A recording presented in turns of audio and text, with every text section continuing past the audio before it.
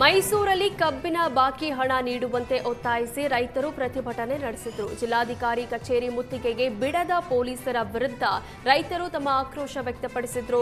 ಈ ವೇಳೆ ಪೊಲೀಸರು ಹಾಗೂ ರೈತರ ನಡುವೆ ಮಾತಿನ ಚಕಮಕಿ ನಡೆಯಿತು.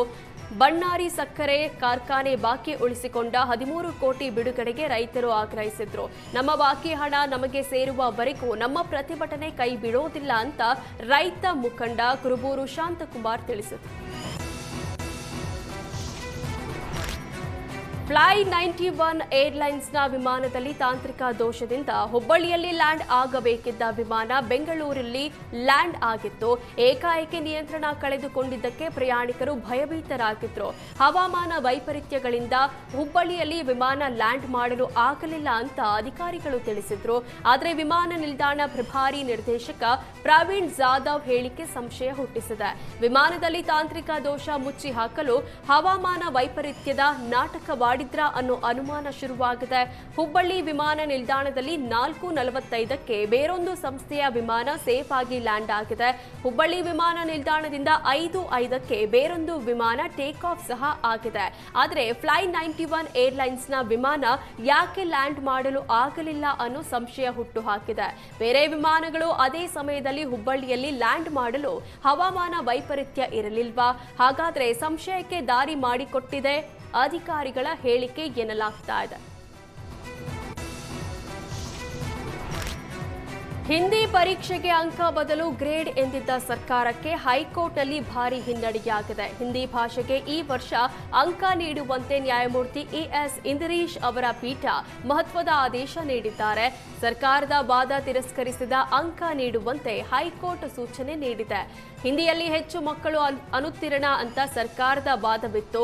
ಎಲ್ಲರನ್ನ ಪಾಸ್ ಮಾಡುವ ಉದ್ದೇಶವಿದ್ರೆ ಪರೀಕ್ಷೆ ಮಾಡೋದ್ಯಾಕೆ ಅಂತ ಸರ್ಕಾರವನ್ನ ಕೋರ್ಟ್ ತರಾಟೆಗೆ ತೆಗೆದುಕೊಂಡಿದೆ. ಅಧಿಸೂಚನೆಯಲ್ಲಿ ಇಲ್ಲದ ಗ್ರೇಡ್ ಪದ್ಧತಿ ಈಗ ಅನುಷ್ಠಾನ ಮಾಡ್ತಿದ್ದೀರಿ.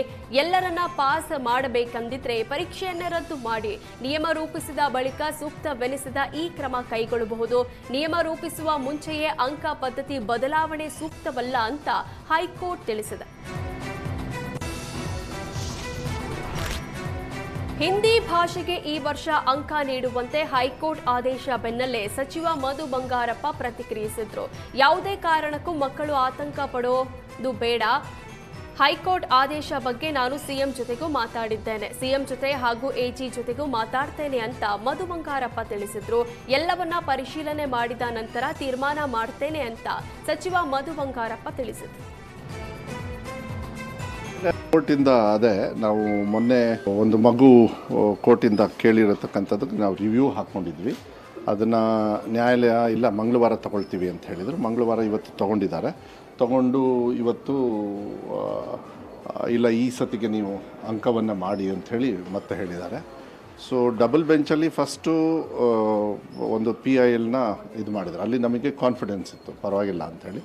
ಬಟ್ ಇಲ್ಲಿ ಹೇಳಿದಾಗ ನಾವು ಅದನ್ನು ನ್ಯಾಯಾಲಯ ಏನು ಹೇಳಿದ್ದಾರೆ ಅದನ್ನು ಒಂದು ಕಡೆ ಗಮನ ತಗೊಂಡು ಅದನ್ನು ಮಾಡಬೇಕಾಗ್ತದೆ ಒಂದು ಕಡೆಗೆ. ಮತ್ತು ಇನ್ನೊಂದು ಕಡೆಗೆ ಮನೆ ಮುಖ್ಯಮಂತ್ರಿಗಳಿಗೂ ಕೂಡ ನಾನು ಇವತ್ತಾಗಲೇ ಇಲಾಖೆ ವತಿಯಿಂದ ಅಪ್ಡೇಟ್ ಮಾಡಿ ನಾಳೆ ಸಾಯಂಕಾಲ ಒಂದು ಡಿಸ್ಕಸ್ ಮಾಡಿ ನಮ್ಮದು ಎಲ್ಲ ಬೇರೆ ಬೇರೆ ಸಿಚುವೇಶನ್ಸ್ ಇದೆ.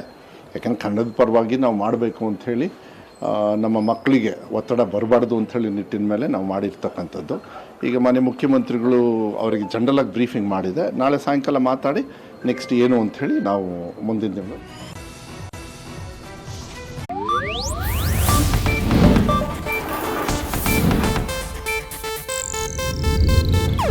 ಇದು ಏಷ್ಯಾನೆಟ್ ನ್ಯೂಸ್ ನೆಟ್ವರ್ಕ್ ಪ್ರಸ್ತುತಿ.